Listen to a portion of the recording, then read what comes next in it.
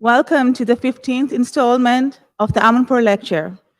We are thrilled to have this distinguished series back in person this year in Edwards Hall and streaming around the world online as well. So thank you for being with us here in this room as well as joining us virtually. The Amanpour Lecture is a marquee lecture series at the University of Rhode Island, presented by the Harrington School of Communication Media. And the series is made possible by the generosity of Christiane Amanpour, a URI graduate from the journalism program and the chief international anchor for the CNN's award-winning flagship global affairs program, Amanpour. Christiane's groundbreaking coverage of conflicts in Iraq and Bosnia, as well as her legendary interviews with the British Prime Minister Tony Blair, Pakistani President Pervez Musharraf, and Afghan President Hamid Karzai, just to name a few, has made her one of the world's most renowned journalists. She has earned every major television journalism award, including 12 News and Documentary Emmy Awards, 4 Peabody Awards, and many, many more. Her reputation is founded on her unflappable journalistic integrity, which has made her a subject of international headlines. In just the last few weeks, when she refused to wear a headscarf for an interview she had planned to conduct with the president of Iran. Christiane is truly a legend in the field of journalism, and we are thrilled that she remains involved in the URI community. Christiane's reputation has enabled us to draw some of the best and the brightest in the world of journalism to URI at the Amanpour Lectures. Over the past 15 years, we have hosted fascinating lectures by Pulitzer Prize-winning reporter C.J. Rivers from the New York Times, science writer Ed Young, who brilliantly covered the COVID-19 pandemic for The Atlantic, and Abby Phillip last year, who is a CNN anchor and a political correspondent. This year's guest is no different. Like the Amanpour's Lecture's namesake, Jane Ferguson has cultivated a sterling reputation for covering war and conflict around the world. At the time of war in Ukraine, political unrest and violent crackdowns in Iran and rising conflicts elsewhere in the world, I can't think of more timely topic for a lecture tonight.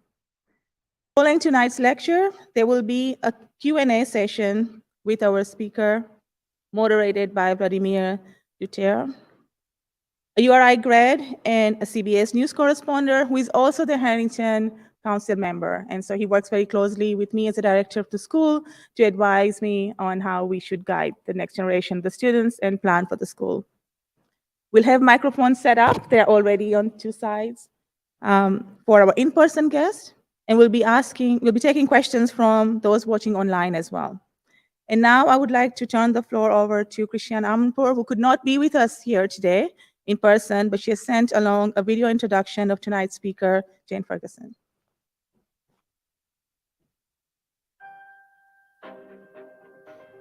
At URI's Harrington School of Communication and Media, every day is an exploration. With global learning opportunities and high-profile internships, Harrington prepares us to be critical media consumers and creative media producers in the rapidly changing 21st century marketplace. in strategic communications, in multimedia journalism, In sports media, in writing and rhetoric, in information analytics, in digital media, film, and TV. our tight-knit learning community is tailored to build a solid foundation for powerful creative communication, and a lifetime of achievement and opportunity. Wherever our passions lead. Discovery, opportunity, impact. The Harrington School of Communication and Media at the University of Rhode Island. Visit today.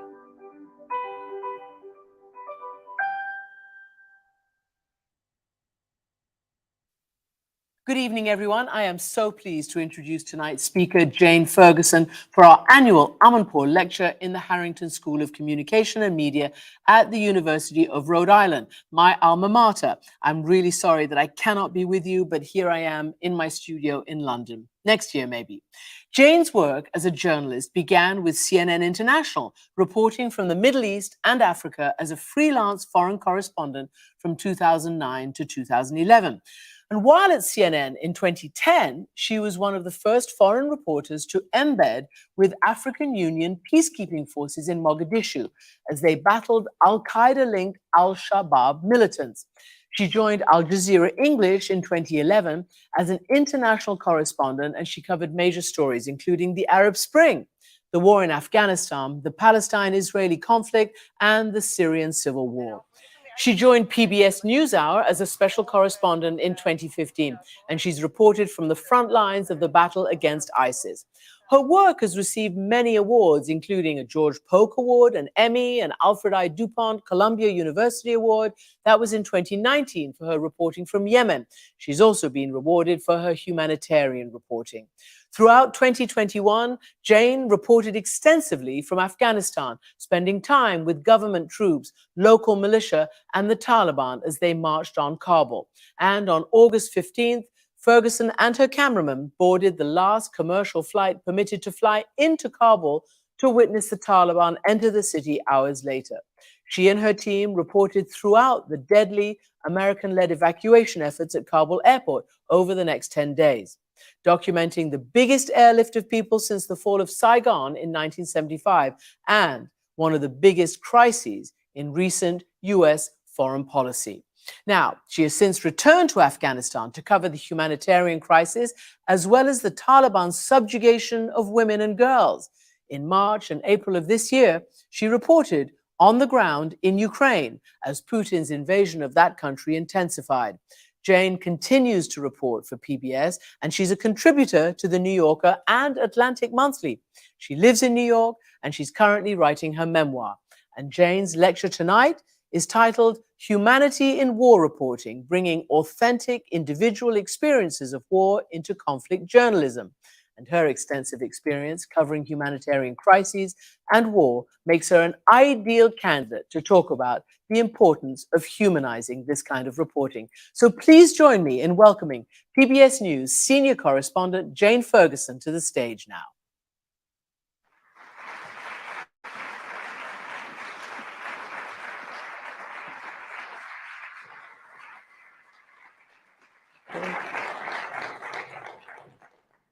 Thankfully, this goes down for little people, so I don't have to peer out over the top of this screen.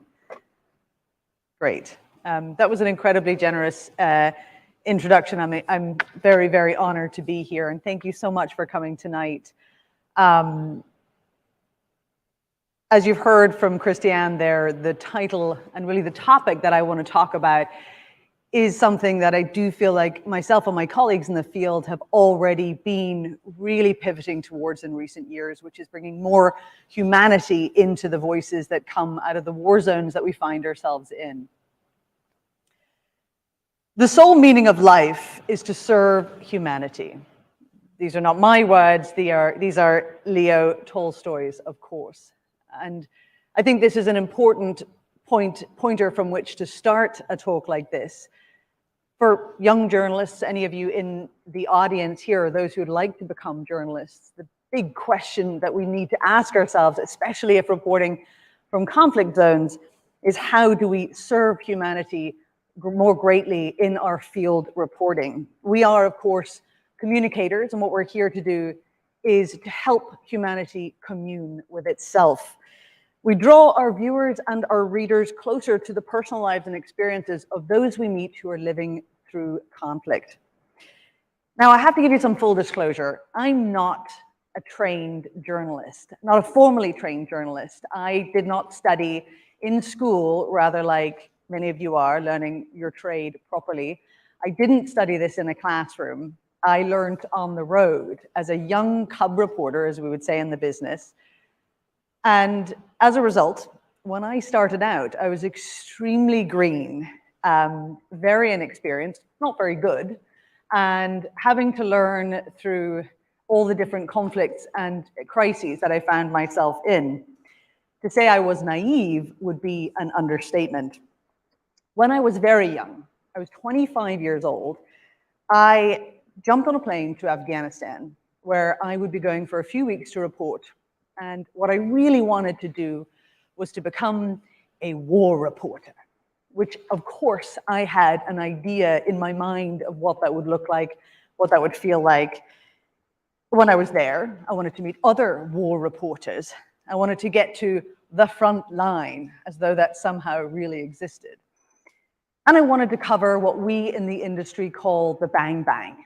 And when I was there, I was a print reporter at the time, I went to interview a journalist, a photojournalist from the UK called Tim Page. I was doing a profile on him for the magazine attached to the newspaper I was reporting for. And I was very excited to meet Tim Page. Tim Page was effectively Britain's Robert Capa. He was a very famous war photographer, storied. He had made a name for himself in Vietnam. He was considered one of the wackies. He is believed to have been the character, or the real journalist upon whom Dennis Hopper's character in Apocalypse Now was based. So I, of course, idolized him. I thought of him as one of the toughest and certainly most brave and grizzled war reporters out there. The afternoon I spent with Tim Page was extremely eye-opening. What I found not only surprised me, but it massively informed me and shaped me as a reporter. And that's why I really wanted to start this talk from there. Now, I've been thinking about that conversation with Tim Page a lot this spring and summer as I write my book. And that's why I think it's best that I just read to you the passages that I've not shared with anybody, certainly not publicly, that I've written about that afternoon with Tim Page. This is the best jumping off point to talk about war reporting from a humanitarian perspective. There was a cynicism and a tiredness in his weathered face. He reserved the majority of his enthusiasm for an intense, intelligent monologue critiquing post-9/11 reporting. Page was no adrenaline junkie. He was a relentless empath, demanding strong, piercing journalism. Because I knew he was the real thing, I was afraid he would see through me, see a young woman with zero experience, a cub reporter trying to be like him one day. I listened more than I talked, letting him speak freely. He asked questions that had never occurred to me. Do we get inside the mental asylums? How many people in this country are completely and utterly gaga? I have no idea how many mental asylums there are in this country, stuffed with shocked people. He said this loudly, one arm folded across his chest, the other nonchalantly waving a crooked, rolled-up cigarette, leaving a thin film of smoke around him. Nobody has put a face on this war of the Afghan suffering. Page was the first person who had really talked to me about journalism, about real journalism. Stories about the people, the places, and the heart of it all. This war, Page complained, has only been photographed from military vehicles and bomb blast sites. The photographer is forced to work under new pressures from editors and stiff rules imposed by the military. I wondered whether the same was true for reporters. You don't really know what Afghans eat, how they sleep, how they conduct themselves, the wedding parlor syndrome. How much does it cost to get married? He yelled, now staring at me wide-eyed. I know, I have no idea, I thought. I was suddenly self-conscious, sitting in silence as he looked at me as though for an answer, one I didn't have to give him. God, my kite-flying story from the night before seemed so asinine, I thought. Afghan families spend fortunes on their weddings, renting out beauty parlors and huge wedding halls at a cost they often couldn't afford, sometimes going into debt trying to keep up with their neighbors. Of course, I didn't know that then. I just read news reports on IEDs, the elections, and the military surge. I realized at that moment that I hadn't been writing down what he'd been saying for some time now. I was beginning to understand this job by realizing how much of it I didn't. I had no idea about Afghanistan, its people, its culture, its diversity. And worst of all, I hadn't thought to ask. I had come to cover a war, not a country and not a people. This obsession with being a war reporter was bullshit. It was a total distraction from the work, from the real work. Real work capturing the experiences of war. I felt a stab of embarrassment at how I had approached this trip, my longing to prove myself to the other reporters with war stories of my own. The stories of the war were those belonging to the millions of people around me living through it. I would never again approach this work without the kind of relentless humanist curiosity Paige was demanding, almost shouting at me now through the smoke. The interview had become an outpouring of advice I hadn't known I needed so badly, but he seemed to know I did. Tim Page died in August of this year, peacefully, age 78. In the 13 years since I met with him in Afghanistan, I've covered pretty much every war, conflict, major revolution, and crises in the Middle East, Africa, South Asia. And I hope, I have certainly hoped to live up to those expectations that he placed on my shoulders as a young reporter. Now, it's throughout those years that I've learned through trial and error, and as I've said, on the road, how to do this. And I'm going to try to impart some of what I've learned through my reporting, especially in places like Afghanistan, to yourselves, to young journalists and young journalism students, and try to impart some advice on how to really cover people who are impacted by war rather than just the war itself. So I'm going to open by playing you a video, which is an excerpt of a story that I did last year from Afghanistan. So we can open with that one.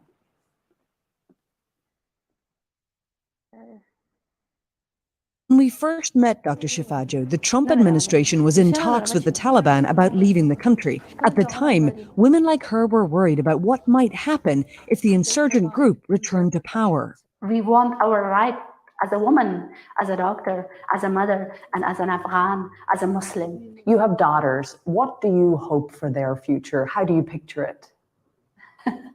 For my elder daughter, I want her to be a pilot. She's also interested to travel a lot, but for the others, they are interested to be a doctor. Like their mom. We came back to Kabul several months into Taliban rule to find Dr. Shifajo changed, her spirit diminished. The futures she dreamed of for her daughters, gone. After their takeover, the Taliban banned all girls from attending public school. A few months later, they relented, allowing those under age 12 to go for an education. Dr. Shifajo decided to send none of her girls, encouraging solidarity among the sisters. You're an educated woman working in an elite field with a 14-year-old daughter who's not allowed to go to school. How does that feel? My two kids are small. They are allowed to go to school. They are under the 6th class. Under 6th grade? Yes, under 6th grade. But my eldest daughter is at 8th grade. So she is not allowed to go to school. That's why I do not allow the two youngest one as well. She will feel that I'm at home and do not study, and these two, my sisters, are going to the school. That's why she will be disappointed. She pushes them to study independently at home, but knows an even more painful choice lies ahead. Although I love my country, I love women, I love my patients, and I love my job a lot, like my kids, like my heart, like my body. But still, I have to go outside the country because of my kids. Dr. Shifajo never feared the Taliban and chose to stay in Kabul to provide services to her patients. But she fights two battles now, a mother's love for her children and a dedication to her patients. I love both of them a lot, but in comparison, my career and me are one person, but my kids are 3. And they should have bright future. And because of them, I can leave everything. It's impossible to overstate what she leaves behind as an Afghan, as a doctor, and as a self-made professional. It took 48 years to reach my goal, and I will not have this much life to start from the zero until I reach my goal. So it will take so much time. One of my friend went to Canada, and she was very good, very famous, and very professional doctor in Afghanistan. Over there, she is nothing, but she went because of her kids. That is all too common for many here fleeing for Western countries, once top specialists in their field, now trying to get qualified for assistance work. Right now also I am depressed, and I take medication for depression. My condition will deteriorate a lot, and I know I will lose everything, because I invest all of my money in my hospital. I do not have anything in my hand, but I am thinking about my kids. Dr. Shifajo doesn't know yet when or where she will go. Getting visas to move abroad is tough for Afghans, but she is resolute about getting her daughters out of here and into a classroom, anywhere. The choice she is making, the sacrifice, is one countless Afghan men and women will continue to make as they flee for the sake of their children, surrendering their whole life's work in hopes their sons and daughters will never have to make the choices they did. For the PBS NewsHour, I'm Jane Ferguson, in Kabul, Afghanistan.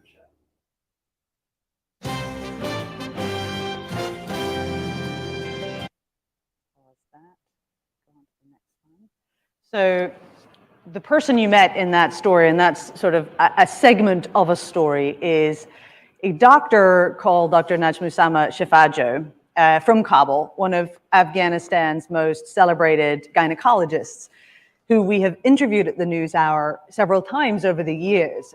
This was an interview conducted with her in late October, early November of last year, so several months after the takeover of Afghanistan, of the whole country, by the Taliban. The reason I wanted to play that is because it really introduces the first and foremost backbone to covering stories of war with a humanist perspective, which is characters, effectively telling these stories through the eyes of those who are living through war. And as journalism students, I just can't emphasize enough that that's really where you start when you're covering a war, when you're really trying to communicate to your audience, to your viewers, and to your readers how war is actually impacting human beings.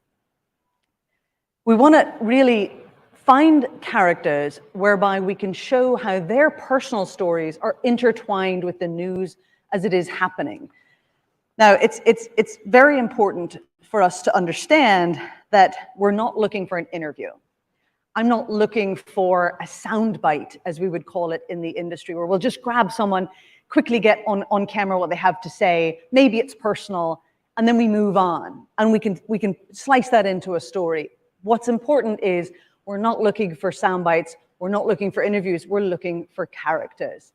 A character like Dr. Shifajo is a much more rounded, more human being on your television. She's not just someone speaking into the camera for a short period of time. And to do that, to build a character rather than an interview, takes time.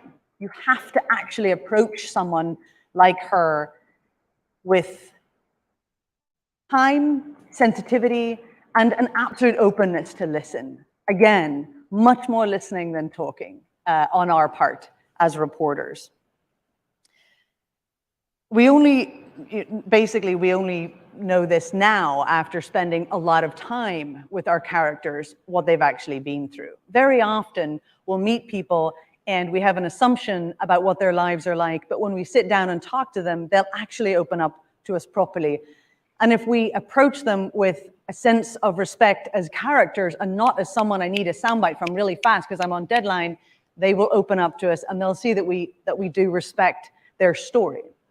Much of Dr. Shifajo's story was something that she was keen to tell us. And I think it really, really connects with the audience. Why do we use characters? Not just because we want rounded, whole people in our stories, but because effectively as storytellers, we also want people to absorb the news. You know, it's through characters that we can see where the different angles and the different subjects and the different things that are happening in really complex stories like what's going on in Afghanistan right now all come together. So I'm going to throw a quick question out to any students or anybody in the audience. Dr. Shifajo, this isn't really a story just about her. This is a story about Afghanistan. Within her story, can you tell here what topics we're actually covering, what's actually happening in Afghanistan? Where does her story impact or reflect some of the major themes and news events that are happening right now? Feminism, exactly. So women's rights. She, more than anybody I had met, really encapsulates that. Any other major stories that her personal story is relevant to? Yes, exactly. Refugees. So often, we especially throughout the migrant crisis of 2016-17 in Europe, we'll see people, we know intellectually that they are fleeing war, that they are desperate for a better life for themselves and for their kids. But to personalize it, very often we're not aware of what everybody has left behind. A 48-year career, an entire business, something that someone has to walk away from, probably hand over the entire property of the hospital to the Taliban. Move to a country where you're no longer qualified to practice, where you've gone from being one of the most respected doctors in an entire nation to being an immigrant who isn't qualified to work in your field. So this is how we can best capture these stories and make it impactful for our audiences. What we're really trying to do is find out how personally the war has impacted everybody, because war is experienced on a personal level. I'd also like to point out, and this is a nuanced point, but important, it's not about, finding a good character is not about finding someone to whom the audience can say, that person is just like me. Because they might not be. We don't need people to be just like us to be human. Many people from around the world and different cultures have different value systems and wildly different experiences than we do. We don't need to make them human by making them literally relatable in small ways. One of the subjects that's been brought up in recent months has been on the topic of the war in Ukraine.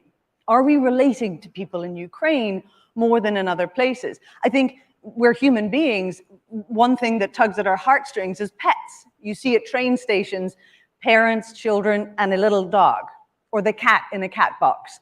And perhaps we look at them and say, I can relate to that. That looks like my family with their pet. They look complete. But we don't need, that doesn't quite get to the deeper, more nuanced humanity of people living through war.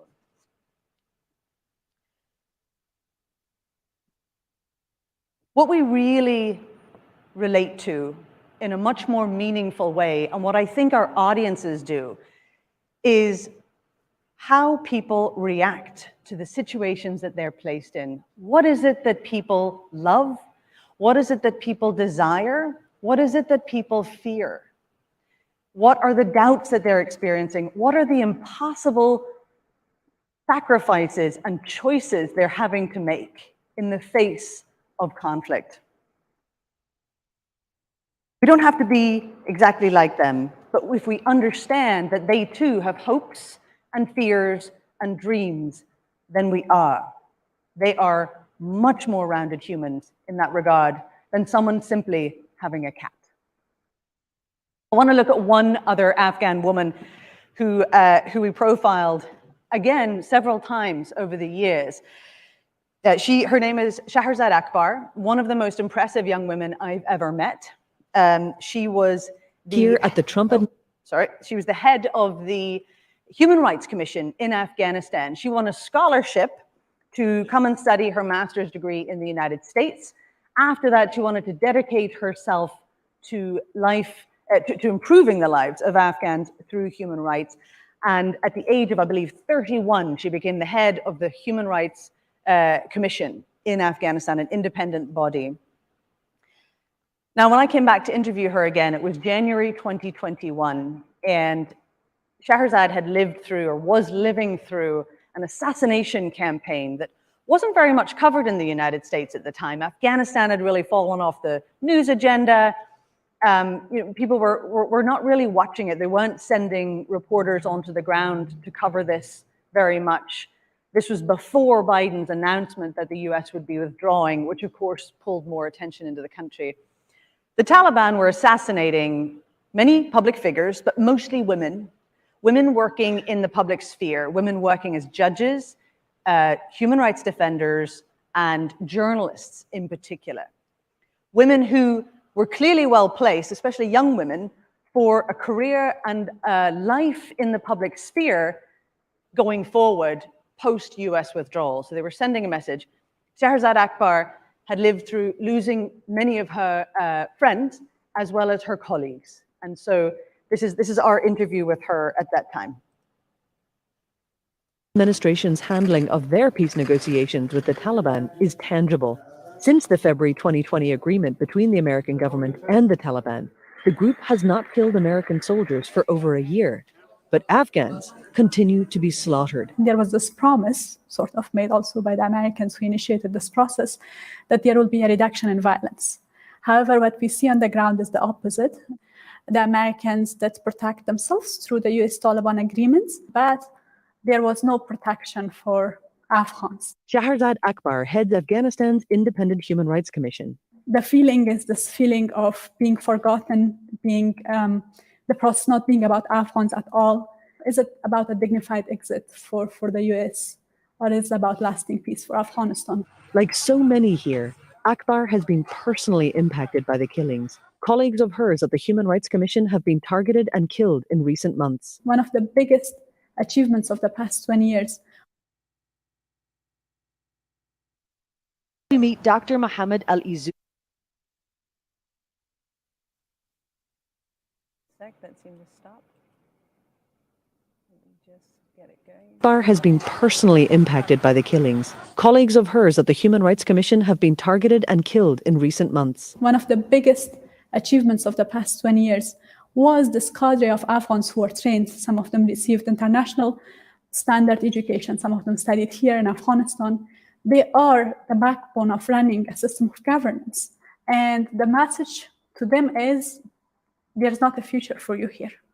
As for so many people in this city, the grief is crushing for those left behind. I think losing my colleagues really tested my strength, really tested my faith, and really tested my hope. But it didn't stop me. But I need to be honest that I think if there is one thing that can really test my strength again, would be something like that. I am more afraid of losing any of my colleagues than I'm afraid for my own life. And it's a horrible fear to live with, because I know I can't protect them.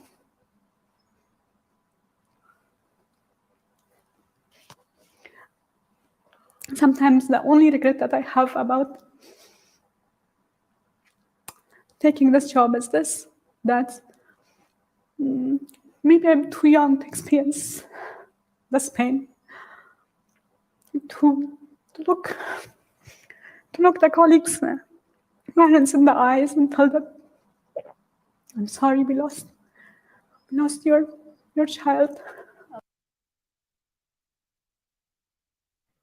So I think it's pretty clear from this remarkable interview that Shahrazad gave, which went on for quite some time, which we took excerpts from, that characters like her can help us understand exactly what I was just talking about. People's fears, people's self-doubt, people's strength, and the sacrifices that they have to make. Providing us with a much more rich insight into what the war is like to live through. And again, still covering the news, the assassination campaigns, the Taliban's real intentions, what are they going to do once the Americans leave? What are Afghans going to do? And what are the real repercussions of this war and the drawdown of this war? told through the personal experiences of real people.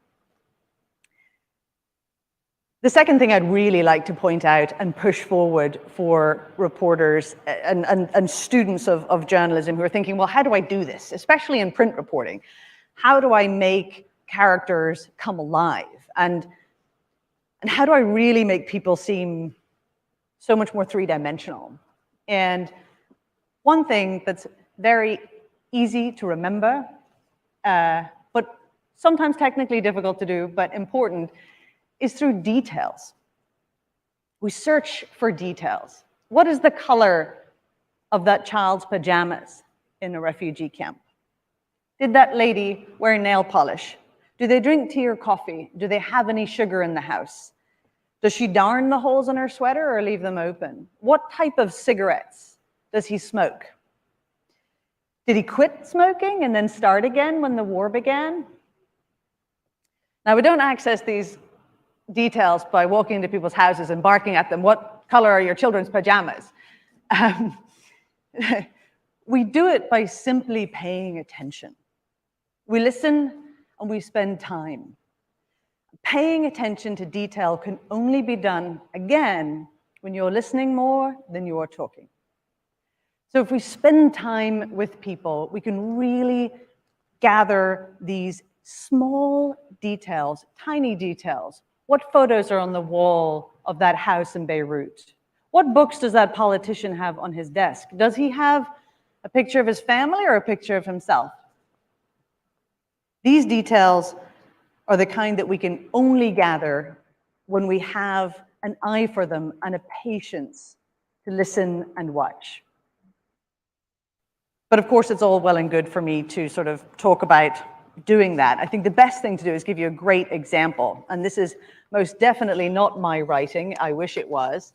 But a great example of how attention to detail and characters can be interwoven into showing the experience of war through a colleague and friend, Roger Cohen from the New York Times, who in 1995 and throughout that period did some remarkable reporting from the Balkans and from Sarajevo. In June 1995, he wrote a piece called Sarajevo is Shell-Shocked. I'm just going to read a few little excerpts from it that I hope can illustrate the point that I'm making. Darko Slivic is calm. He lives in the western suburb of Dobrinja, where Serbian shelling of people lining up for water has killed 9 people in the last 2 weeks. From his balcony, he can see the front line about 100 yards away. And beyond that, in Serbian-held territory, his sons form a school. Every now and then, the building is sprayed with machine gun fire.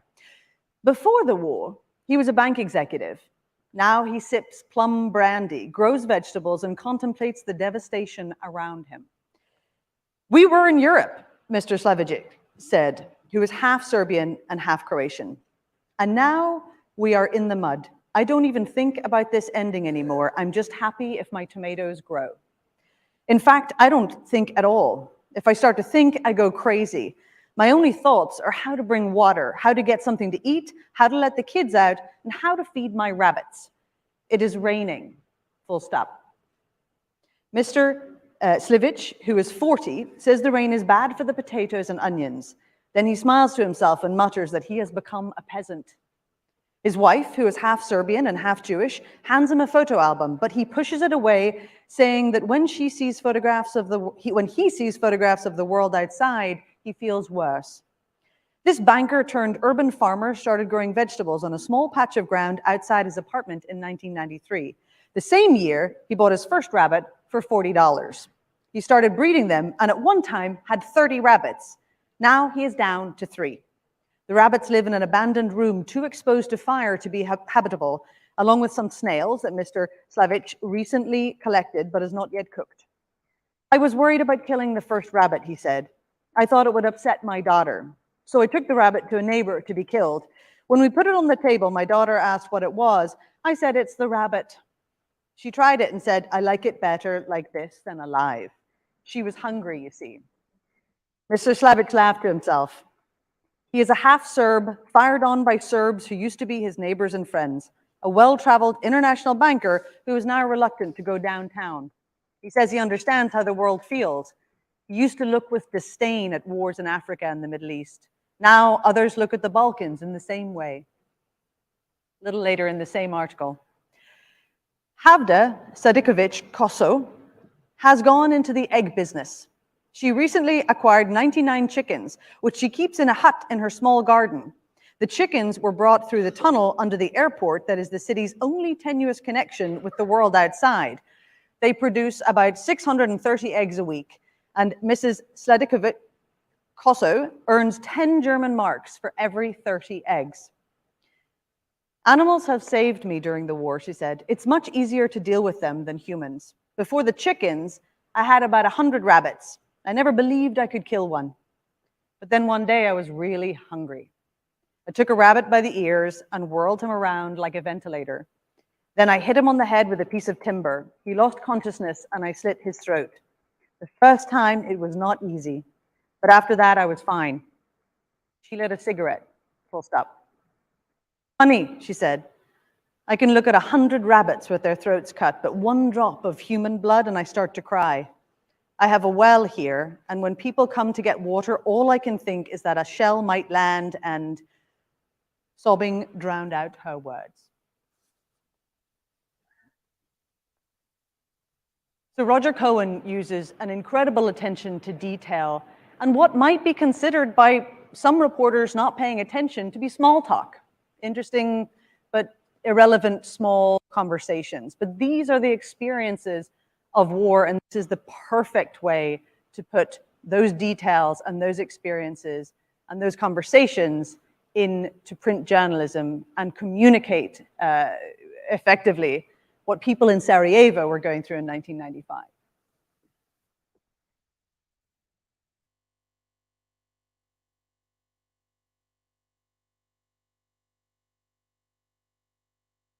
Now, I don't want to run too long into our Q&A time, so I'm just going to go over a couple of more important points that I want to make before I'll move on to Q&A with Vladimir, which I'm very much looking forward to. This is sort of one of the awkward moments when teaching is have to talk a little bit about what not to do. And I do have a couple of points that I think are important for the younger generation and for the new generation of reporters coming up, and that some of us have to learn the hard way, but many of us would be best served to know setting out. And the first one is to do not moralize. This is one of the top what not to do's on the longer list that I made and then pared down. It's important to remember that you're not in a conflict zone to express your own outrage. Get your stories clear of any sanctimony. It's not up to the journalist to moralize, it's up to you to tell stories with great integrity and humanity. You're not here to judge. If you find yourself judging, if you find yourself feeling right and correct in your personal views, stop. Be more humble. Channel your anger, which is a healthy and natural response to the things you will see, into doing the work well, being brave, and being relentless, not into any sort of messaging. If war has taught me one thing, and it's taught me many things, it has taught me not to be so closely tied to my own opinions on anything. That is a strength. One other what not to do, if I may offer it, and this might be controversial, and I am open to debate on this subject, which is not to get emotional on camera. Controversial one, I know, especially in the era that we're living through, and also given everything I've just said about being a more human reporter. And I'm not saying this because I'm encouraging some sort of British stiff upper lip, and I am certainly not saying that you should not have feelings. You will have a lot. It's very intense to spend so much time in refugee camps, hospital wards, and on the front line. But the reality is that as reporters here, as conduits to tell these stories, to help the audience understand and communicate with our subjects, these people who have been brave enough to share their feelings and their experiences with us. It's not about us. And if we draw the viewer's attention to our own emotions, then we rob the viewer's attention from theirs. People whose stories we're here to tell. Now, I'm a crier. I cry all the time.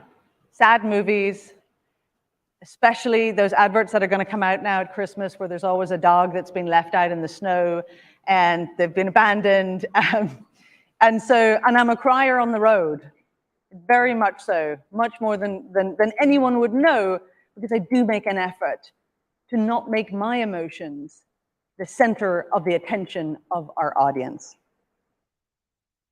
My work is not about displaying my feelings. I am a human being. I put my arms around people. I express shock, but I try not to let my emotions become the center of the camera's attention.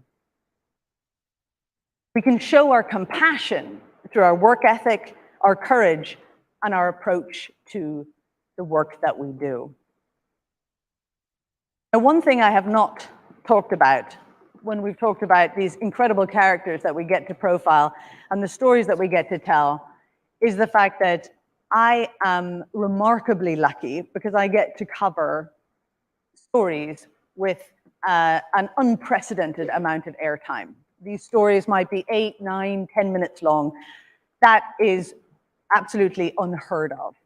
10 years ago, the Pew Research Center found that the average length of a television news story was just over 2.5 minutes long.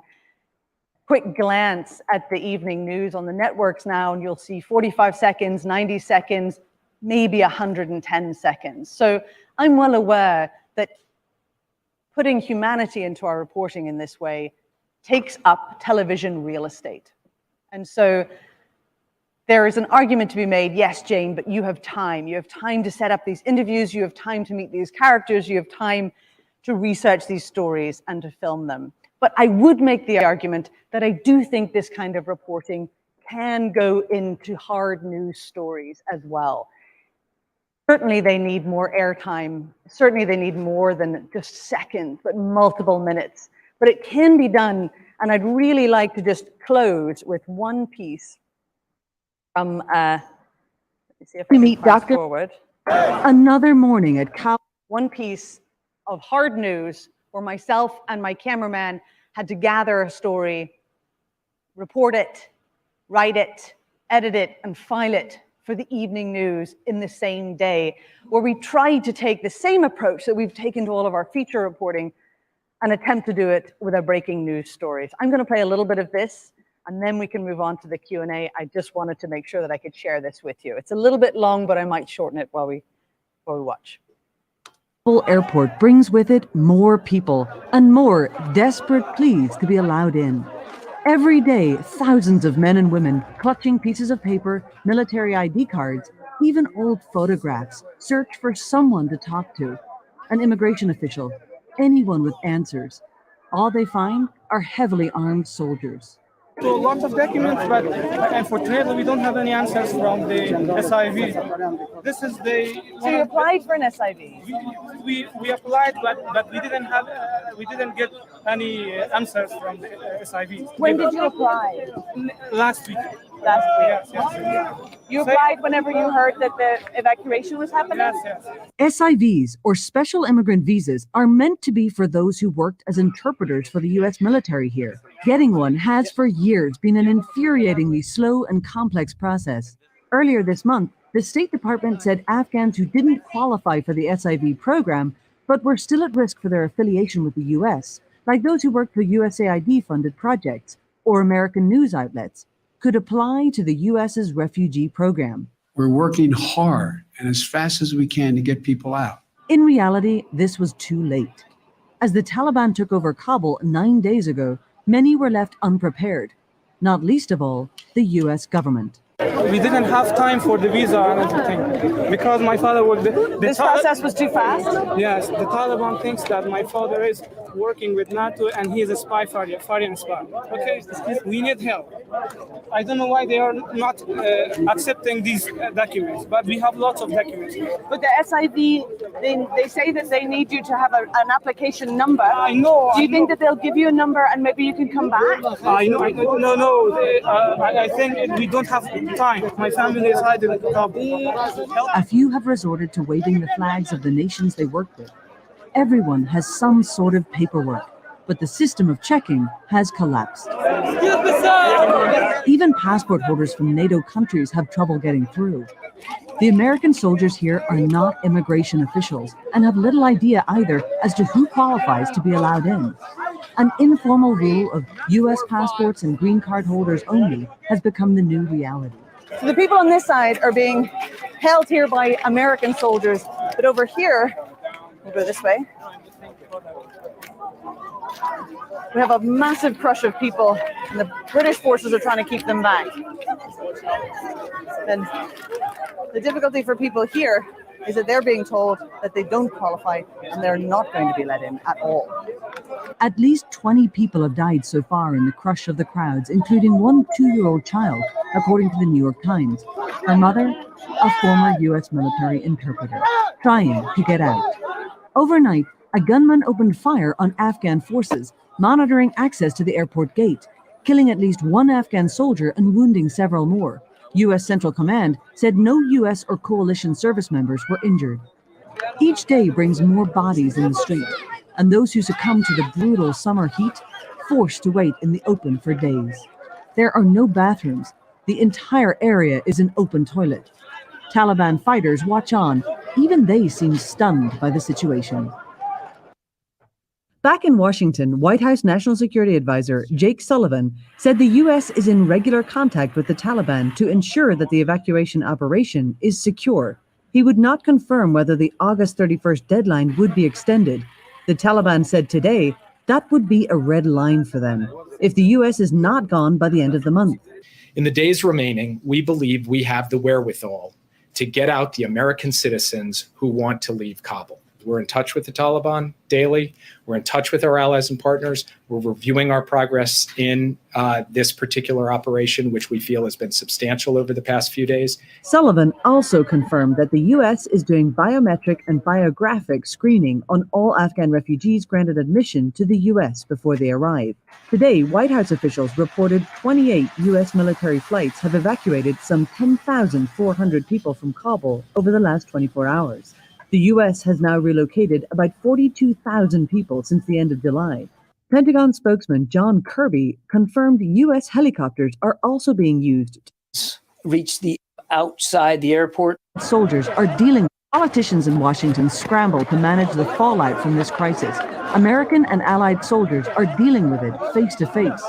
Almost 6,000 U.S. Marines and paratroopers from the 82nd Airborne Division are on the ground to support the emergency evacuations. No training can prepare soldiers for something like this. A sea of human trauma. It's a near impossible task. One profoundly testing, shaking tempers, and bringing out acts of compassion. Inside the U.S. Air Base, the chaplain for the 82nd Airborne, Lieutenant Colonel Pinky Fisher, in her 16 years of service and spiritual counseling in the military, says she has never had to deal with so many in emotional need. How in demand are you right now? Wow. From the time I get up to the time I go to bed, and I mean, I'm getting probably 3 hours of sleep a night. Because people need to talk to you. Yeah. They'll come off shift or even during shift. They'll see me and they'll say, Chaplain, do you have a minute? That's usually the call sign. Chaplain, do you have a minute?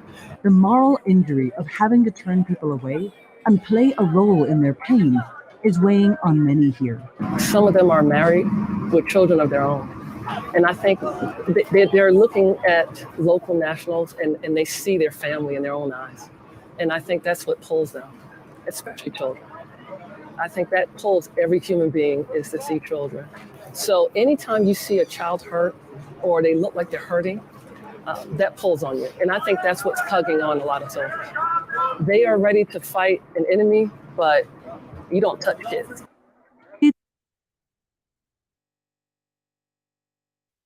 One there because it goes on for a little bit longer, but I hope that that illustrates the point of at least bringing some of what I've been discussing into harder news reporting. And so thank you so much for your patience. And I'll hand over now for the Q&A. Thank you.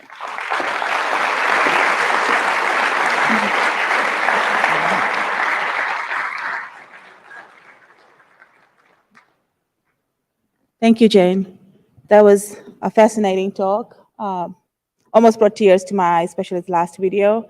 It highlights the importance of foreign reporting, connecting domestic policy to what's happening internationally, but also witnessing stories globally as well. I would also like to thank you for spending some time with our students this afternoon. I know they were very inspired to hear about your experiences covering different conflicts around the world. I would like to now turn to the Q&A part that I'm sure many of you are waiting for. And to help us moderate the Q&A, we have another special guest tonight, Vladimir Duteya. He's a CBS News correspondent who also is an award-winning journalist.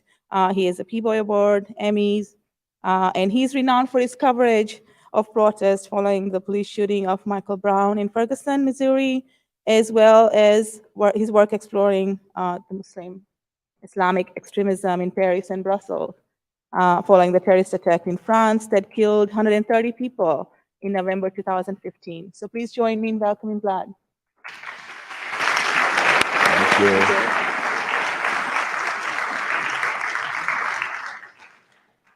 Wow, that was incredible, Jane. And it's a great honor to be on this stage with you here to share in your stories and in your journey of how you became this incredible journalist that so many of us look up to, your peers and your colleagues. So I'm really, really proud to be here with you. Thank you so much. I want to start the Q&A by asking a question of my own before we dive into the audience. And I'm sort of thinking of it bookended by the way you began the lecture and how you ended it. Some people here will know that my very first job in news was as Christiane Amanpour's intern. And I don't know if you knew that. I did not know that. Yeah, so I was not a bad job. Not a bad job. And And what I was struck by with your anecdote that is going into your memoir about Tim Page is how much we stand on the shoulders of those who came before us. And I remember Christiane, when I was an intern, would turn to me in the studio and say, Vlad, write this down in your intern notebook, she used to say. It's just a normal notebook, but I guess because I was an intern, it's an intern notebook. And then, sometime later, I was producing for Anderson Cooper, and we went to Haiti to cover the 2010 earthquake. And Christiane, and first of all, I'm in this horrific nightmare of a story, but I'm surrounded by these luminaries of journalism like Christiane. And she said to me exactly what you said. She said, Vlad, I've noticed that some of the pictures you're taking, you're not focusing on the story of the humanity of the people that are left behind. Of course, there's death and destruction, but you need to go talk to that person who survived or the person who's digging his family out from the rubble. And still later, I remember that when we discovered these mass graves, I'd never seen a dead body, let alone thousands of them. And Anderson said to me, as we were doing our stuff, and you said at the end that, you should never show your emotions, which Christiane would always say. Its story is not you, it's not us. It's the person that you're profiling or you're interviewing. But after we saw these mass graves, I got into the car and I started to cry. And Anderson came over to me and he said, it's okay here in this space because it shows that you're human. Yeah. And so the question that I want to ask you is, and I was observing you as you were playing the videos that you were showing, and specifically as you were showing the video of Shahrazad, and I was looking at your eyes, and I could see that even though you knew the story, you probably watched the piece dozens of times, if not more, I could see in your eyes what was going on there, what you were feeling.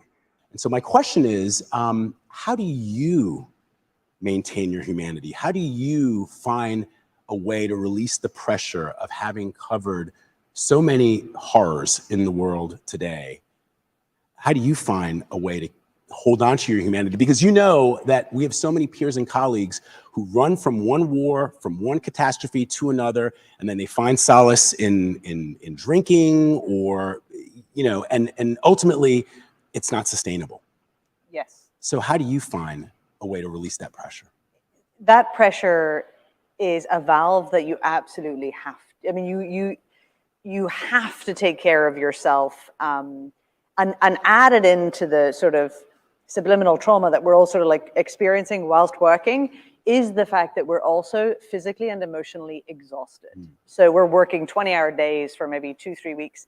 You know, I always say, like, during the fall of Kabul, I lost 10% of my body weight in 10 days. Like, it was, and I was eating. It was just, that was how stressful and exhausting it is. So that compounds the fact that we're not necessarily in real time, maybe processing. And so there's this little valve of emotion that I think we have to release, you know, whether it's in the car or it's in your hotel room in the evenings. I must admit, I'm guilty of trying to hold it together a lot until I'm home. And then I have what I call the big cry. At some point, it could come 10 days or, you know, 2 weeks later, where I'll have a moment where I cry.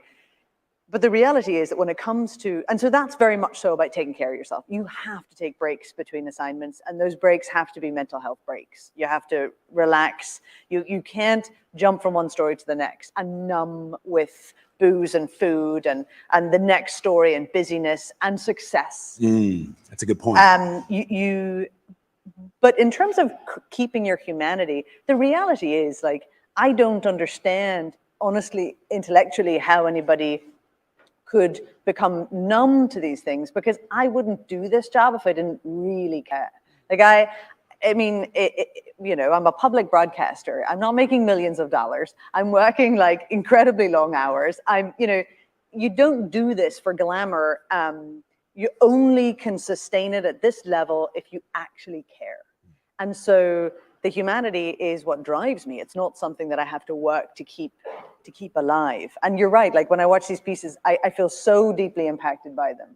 I feel so sad about Afghanistan. It's a well of sadness. Yeah, and it comes through in your reporting. Even though we don't see your emotions on camera, it comes through in the reporting that you do, in the voices that you share for the rest of us. We're going to take questions. There are 2 microphones at either end of the auditorium here. And I think we're taking questions. Are we taking questions online too? Virtually as well. Very cool. So come on up and ask your question. Just tell us who you are, state your name, tell us who you are, what you do. If you're a student, we'd love to hear that too.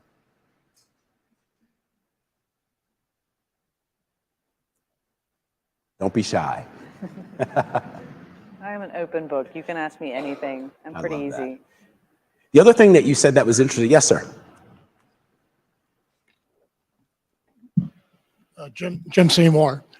A couple of years ago, we had the pleasure of hearing Lindsay Daddario speaking, and as a photojournalist. So I'm curious, the relationship between you as the person on the camera and the photojournalist who's documenting all this, but doesn't necessarily get the credit, and how you rely on them, how that relationship works, particularly in a war zone. You mean in terms of my other team members? Yes. Oh, it's hugely important, especially in television. I mean, I'm lucky enough to be able to, you know, we announce on air the camera person that I work with, and certainly during the fall of Kabul, that was Eric O'Connor. But yeah, I mean, it's we completely are just one member of a team, especially our local team members. So the Afghans I'm lucky enough to work with, Yemenis, anywhere I'm reporting from, I'm working with incredible local people. So the best thing I can do is effectively give them as much credit as I can. I mean, it's really nice whenever they get credited on social media, whenever it's very important that they get named for awards entries. The best thing that you can do is just always remind the viewers that, you know, that camera is not levitating in front of me, and that, you know, I am privileged to be in this position, this literal place, because someone brought me here. So that's all I can really do. I mean, I'm sure you can relate to that too. I mean, we work in these unbelievable teams. Everybody's working long hours. Everybody is sacrificing, and everyone's taking the same risk. If you're somewhere dangerous, your team is somewhere dangerous. So it's certainly, it's really important, and it's unfair on the rest of the teammates that, you know, they will inevitably not get as much attention as the person who is literally on the camera. Right. And in some ways, they're often at a greater risk because they have these cameras. And in recent years, a lot of photojournalists have been killed in the line of duty in covering these wars because they'll put up a camera and let's say somebody doesn't want you to film them doing something. They're the target. They're the target. And local reporters that we work with, you know, they don't really get to fly out. So sometimes, I mean, very often we have to consider the risks that they're experiencing when we leave. And the, you know, the emotional impact of covering war in your home. So. Which leads to another interesting question. There have been many stories about those that have been left behind in Afghanistan who have helped us tell these stories. And now that the Taliban is in control of Afghanistan, for their years of service, not just to journalists, but to the US military, to the allied forces, are now in real danger, some of them living in fear. What has that experience been like for you? It's been terrible, and I hate to say, oh, it's so hard for me, because it's not hard for me compared with how hard it is for people on the ground there.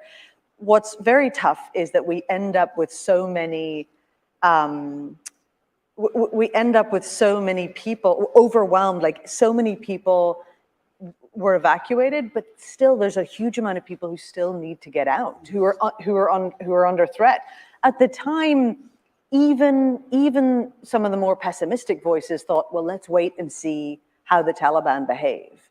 And over the last year, I've seen that, you know, even those people, even some journalists who didn't necessarily want to leave, who said, well, let's wait and see, are now saying, can you help me get out? And it's very, very hard because, you know, even now, 14 months after the fall, I open my laptop, emails, Facebook messages, many people I don't know, but Afghans who are reaching out saying, please help. You know, as soon as they hear that, you know, oh, you helped get this one person on a plane, can you help me? Understandably, it's heartbreaking because I don't know how to get Afghans out right now. I recall when we were covering the terrorist activities of Boko Haram in Nigeria. It was my first year as a foreign correspondent, and this is a stark lesson for me. I was calling our local journalist on the ground. He was with the Nigerian military taking a tour of what the Nigerian military has said was how they had been able to combat Boko Haram. And I was calling him all day and he wasn't answering the phone. And finally, when I got a hold of him, I said, hey, dude, where were you? You know, because we need you. And he said, Vlad, I'll never forget this. And even if you are a journalist, you're being paid as a journalist, you're still learning. He said to me, you know, I'm with the Nigerian military. And every day you're on the air on CNN talking about how the Nigerian military is inept and how they're not able to find these girls and how they're, you know, and if they see on my phone, you're talking to CNN, maybe they put a bullet in my head and they leave me there. And my wife and daughter never see me again. And they just say, oh, Boko Haram got him.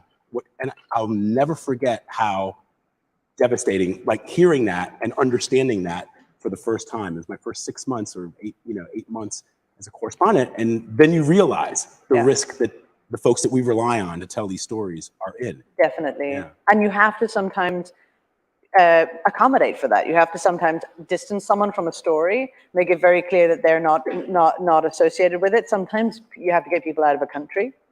And then you have to think about what the implication is for their family. So yeah, it's extremely complex. Like right now in Afghanistan, you know, I've been back in since the Taliban took over, but I wouldn't work with any journalists who are based there. I had an Afghan colleague fly with me and fly out because I can't put anybody at risk like that. Yeah. So. We got a bunch of people now. Come on up. Oh, wow. I thought you guys were leaving. I didn't realize you were coming to ask questions. I wonder if you can help me out, clarify one of old curiosity of mine. I wonder if you could shed some light on how newsrooms decide which conflicts to cover. You know, let me give you some specific examples. Sure. You know, in the late 90s to the early 2000s, there was a de facto world war in Africa, fought in Congo, but which involved quite a lot of countries from Africa, and there was not a single word about that. There was about 4 million people that died in that conflict, 4 million, and there was not a word about that.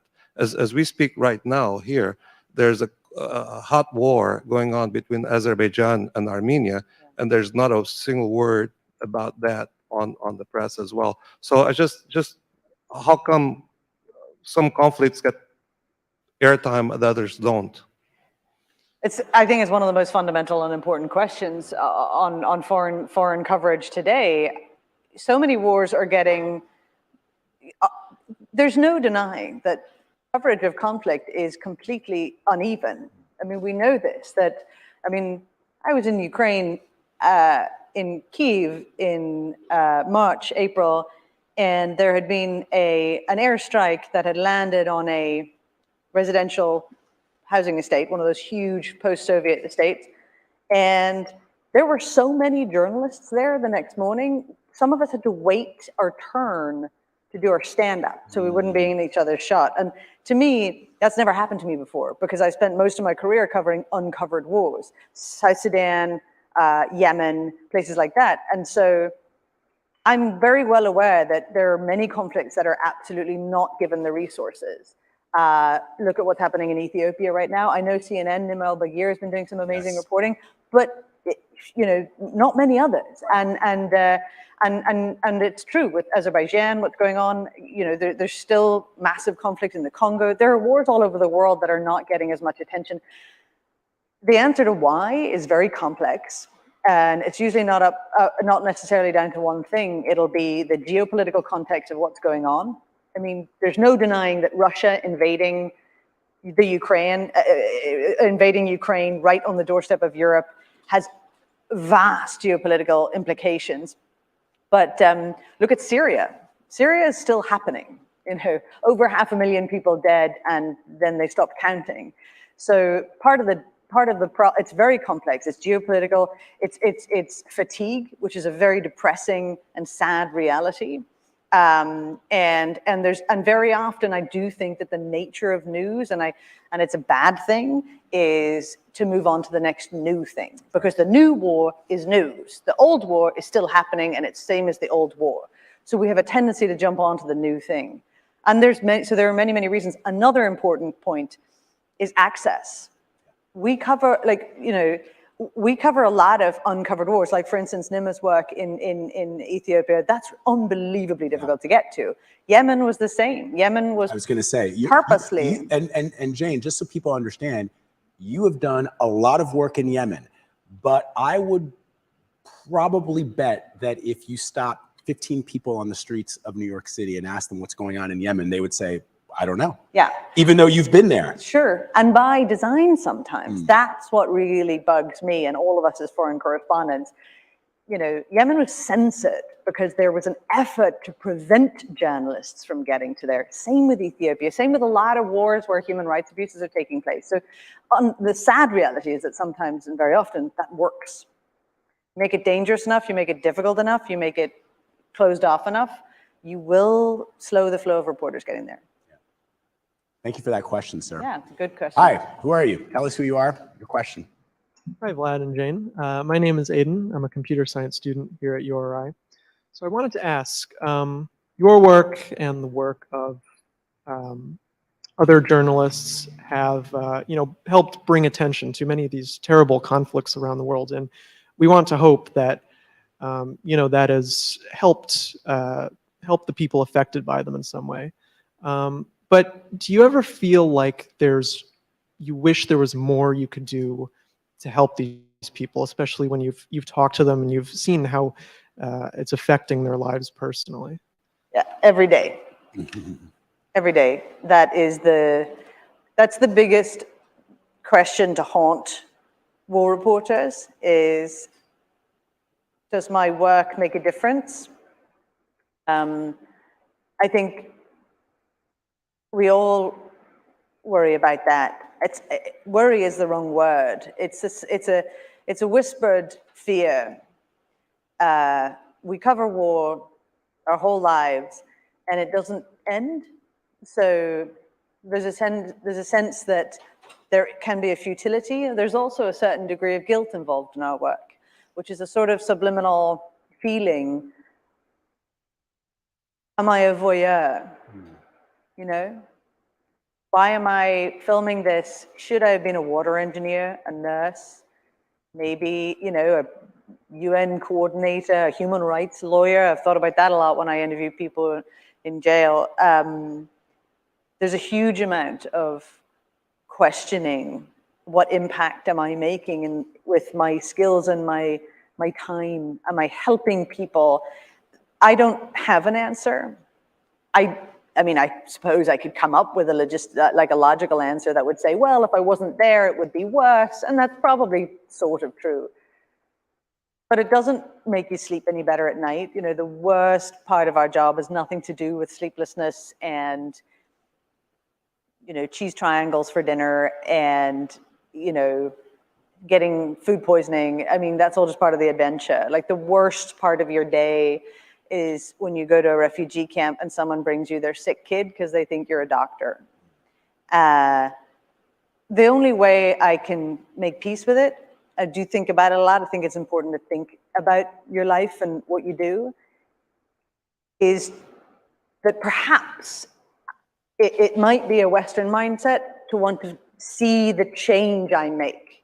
To say, I want to make an impact, but I want to see it. I want to know about it. It has to be tangible. I have to be able to measure it. Maybe, you know, this is a Western mindset. Maybe in a more Eastern perspective would be, I do my best. I put out what I can in the world that I think is good, and I trust that that's enough. That I have the humility to think, to do my work well, and to try to do something good with integrity is the best that I can do. And it will, on a grander scale, make a difference, but I don't need to see it. I don't need to in order to feel good about myself.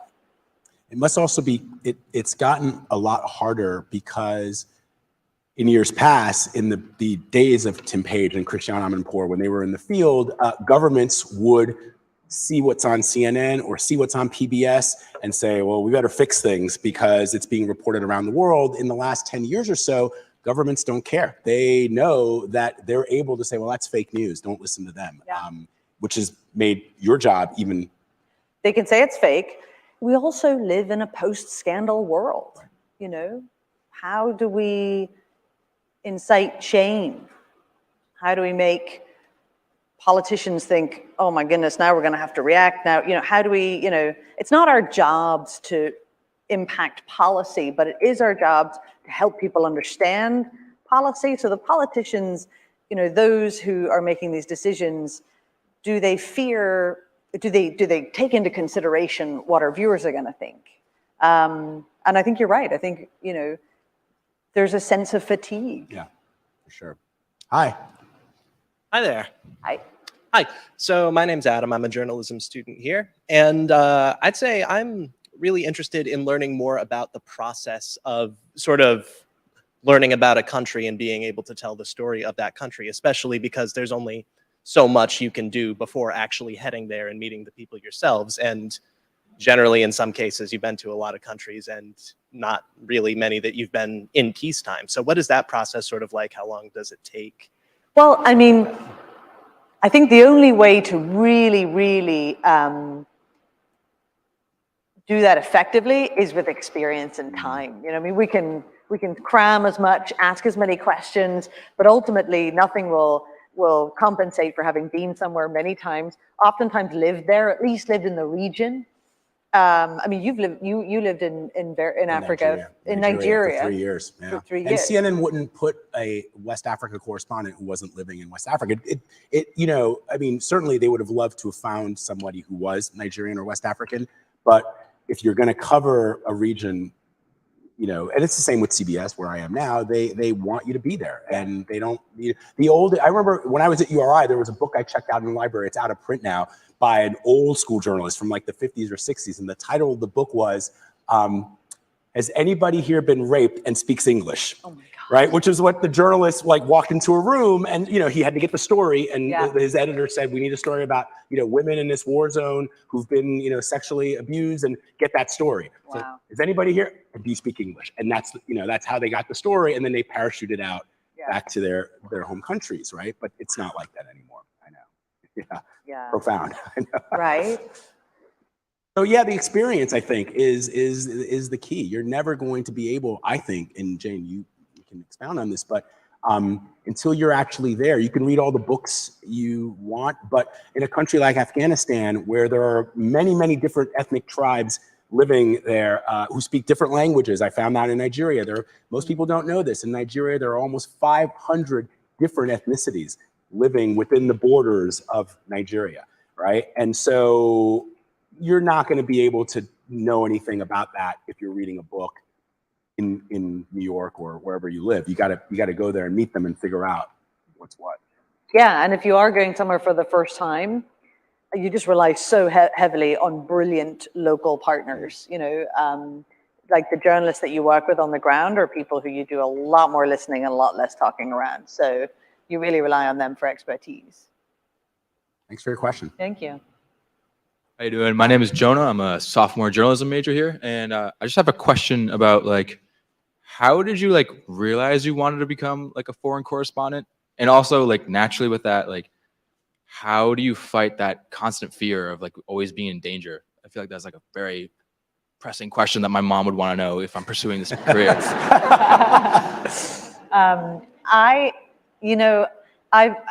I don't remember ever wanting to do anything else. I've wanted to be a foreign correspondent ever since I was a little girl. And there might have been a tiny window of time where I thought I'd perhaps just ride horses for a living, but I think that's what every little girl goes through at some point. But no, I always wanted to. I grew up on a small farm in a really rural place, and I had this incredible wanderlust to see the world. I was completely obsessed with maps and atlases, and I hadn't a huge amount of professional female role models where I was growing up in a pretty patriarchal part of rural Northern Ireland.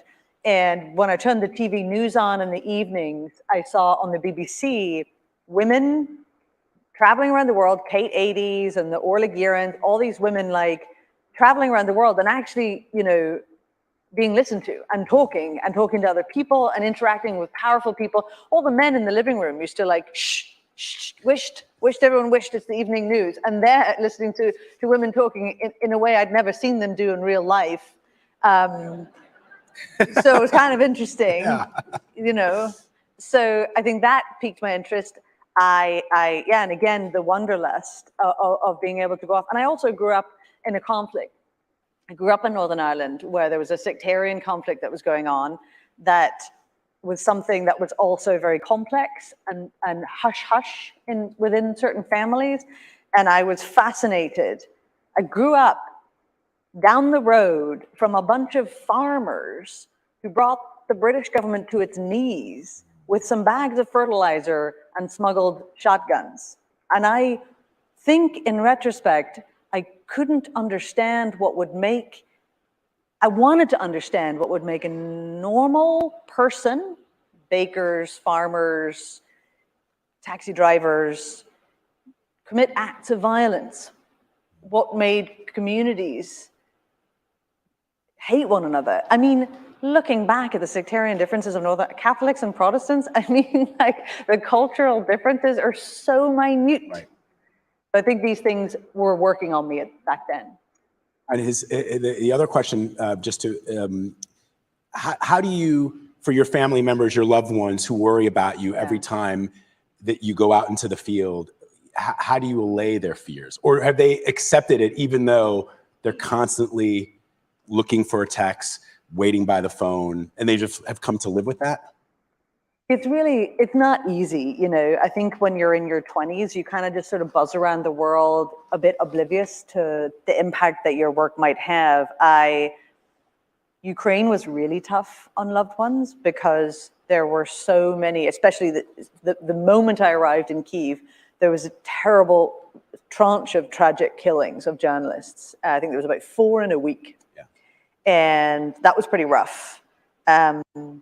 It's very, very hard. All you can do, and this is easier these days because of technology, is just be in touch all the time, constantly on WhatsApp, sending little videos and sending messages, letting someone know that you're okay.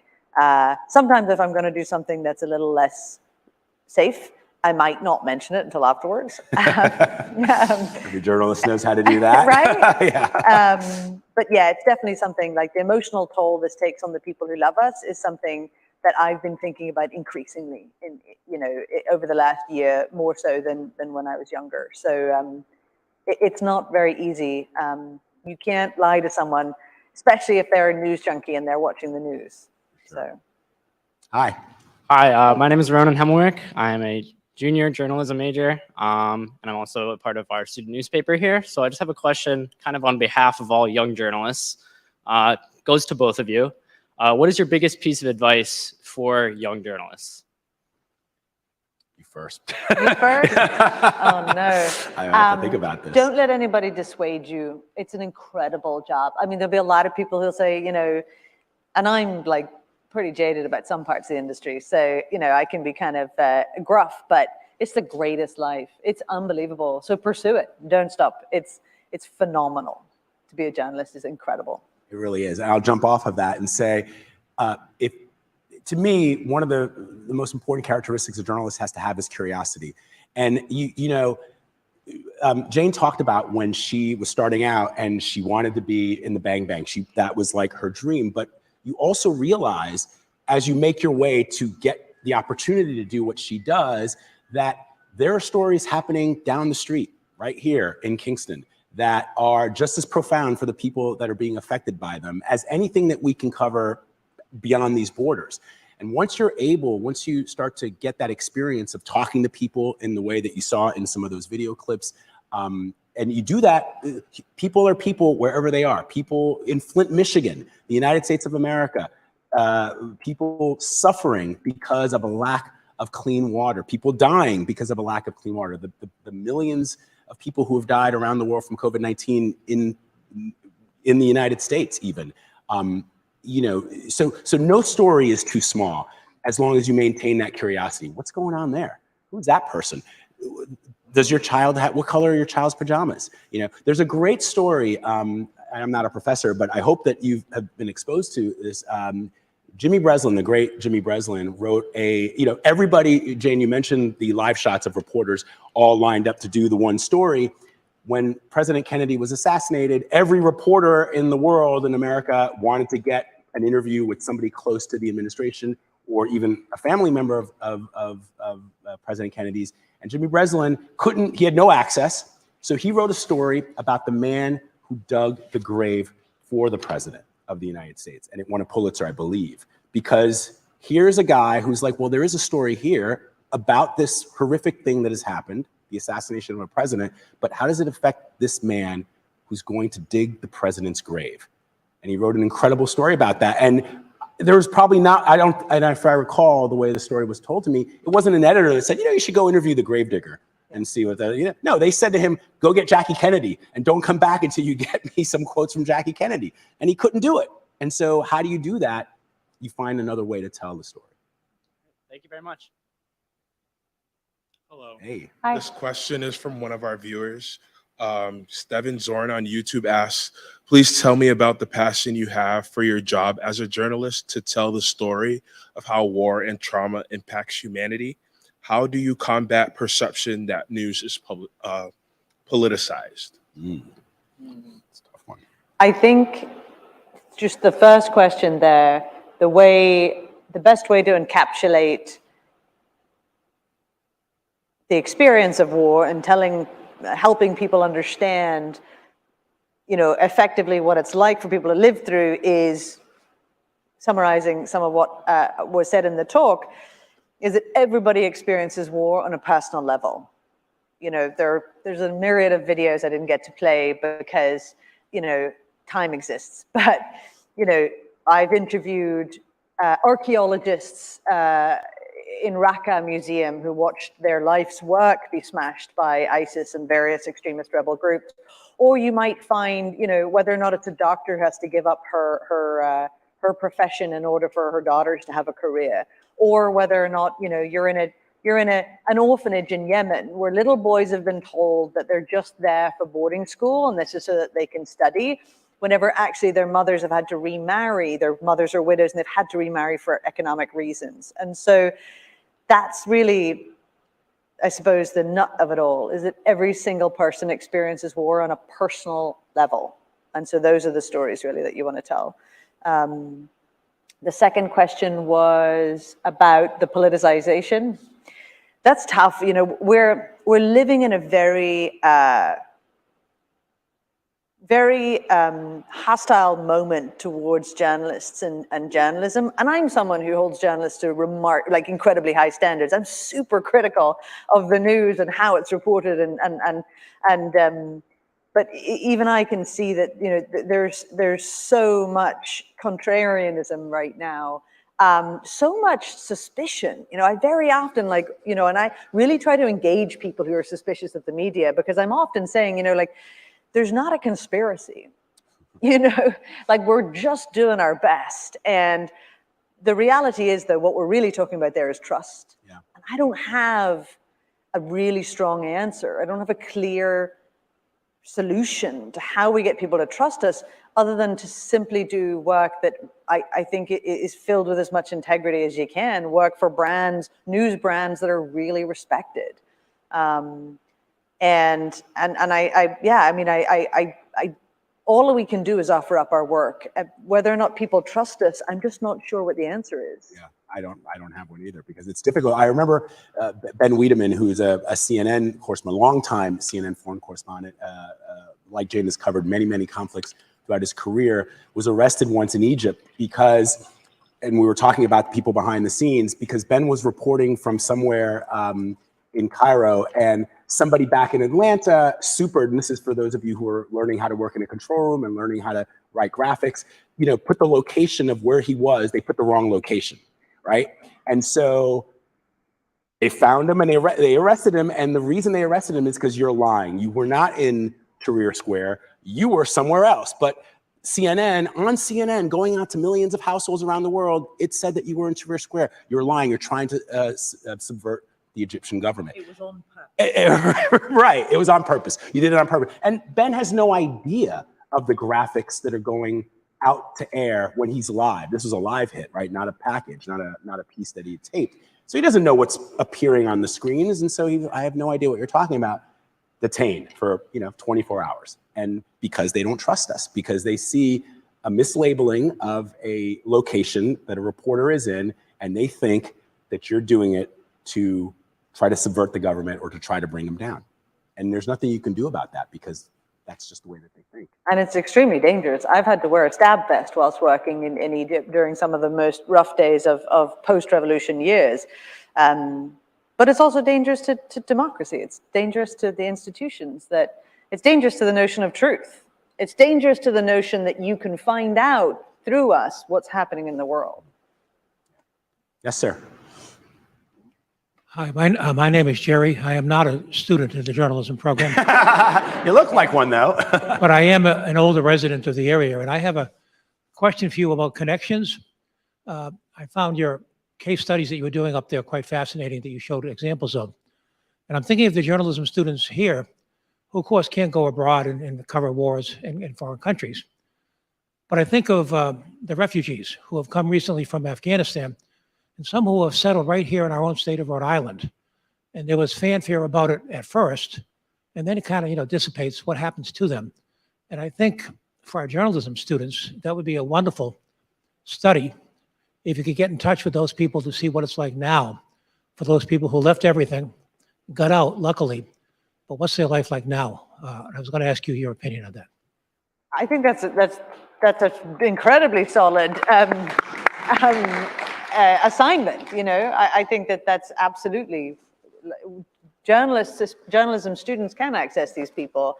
They can find out their stories, and their stories are not just the stories of Afghanistan, but they're the stories of migrants, like moving here, war refugees, what it's like to start over. I mean, within each one of these people is many lifetimes of experience, given what they've been through. So they are a wealth of experience, and certainly, I mean, you must have spent much time interviewing people and talking to people across America who have moved here. Yeah, absolutely. It's an incredibly important story, and you know, it's one that we try to shed light on as much as we can.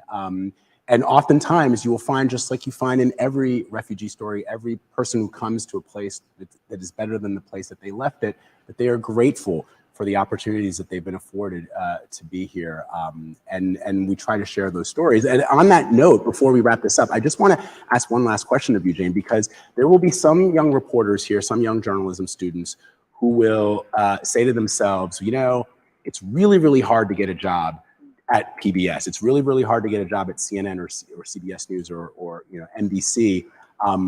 And so I'm going to move, and some people have done this. Anderson Cooper famously, you know, got himself into, you know, what is now Myanmar with a fake press pass and started reporting and started sending reports into ABC News. And that's how he sort of got his start in journalism. But that was, you know, 25, 30 years ago. When I was in the Central African Republic, there was a young journalist who was a freelancer, who was a French, she was only in her 20s. And we were at a bar where all the journalists hang out before, you know, we go out and do our thing. And she said, oh, I'm going to go out and meet these rebels, and, you know, I'll be back later tonight. And, you know, she never came home. And I think about her often because she wanted to be you.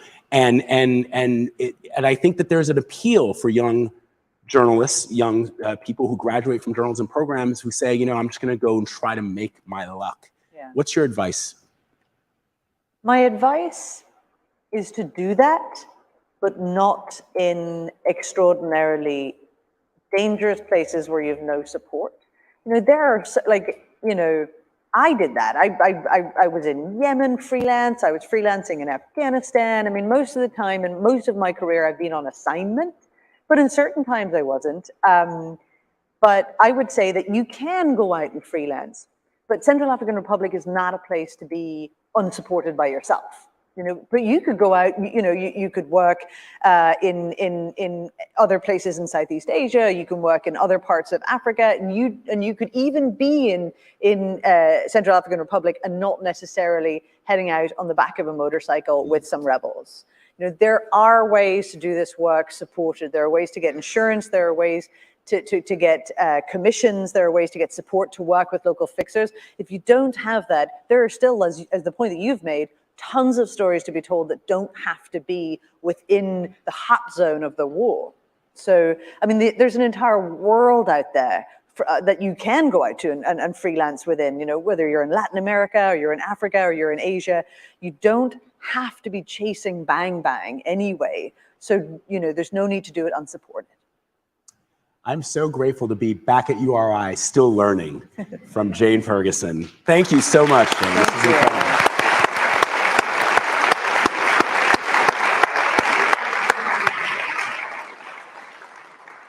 Thank you, Jane and Vlad, for a wonderful conversation. Thank you, audience members, for thoughtful questions. I think the journalism students, you have learned some great tips today, and you have an assignment too. So the cigar reporters, we're going to be talking. I would like to now invite Dean Wiley, the Dean of College of Arts and Sciences, to close us out.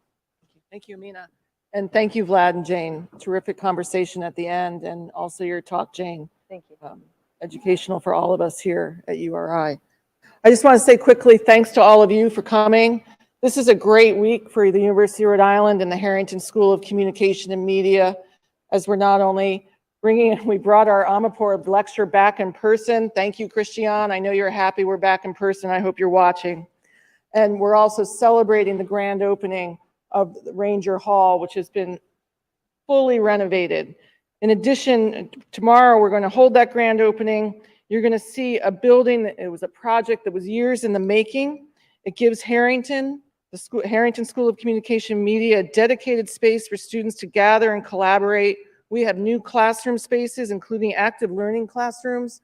We were in an amazing new film studio where students are able to film live with all sorts of top state-of-the-art technology right in the building.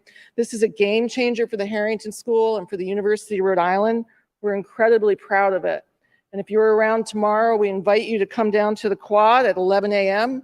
John King, yet another one of our alums, will be here hosting that event for the ribbon ceremony. You can take a tour, come get some food, walk through the building, see where URI is, see where we're going.